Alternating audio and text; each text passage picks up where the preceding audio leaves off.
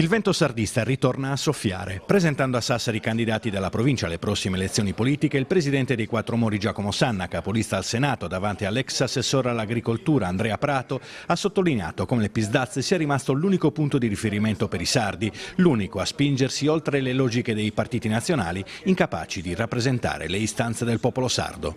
È stato Franco Meloni, l'ultimo esponente a Roma dei Quattro Mori, eletto al Senato nel 96, che ha segnato la fine dell'esperienza del Pizdaz con il centro-sinistra.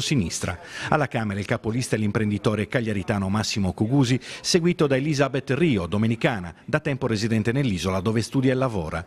L'agenda politica sardista sarà caratterizzata dai temi sociali, occupazione, continuità territoriale e zona franca. Punto quest'ultimo inserito da anni tra gli slogan propagandistici dei soliti partiti, ha detto Sanna, salvo poi ritrattare tutto nel post-elezioni. Intanto a Sassari 3 consiglieri comunali di maggioranza hanno aderito al progetto sardista che appoggeranno in campagna elettorale.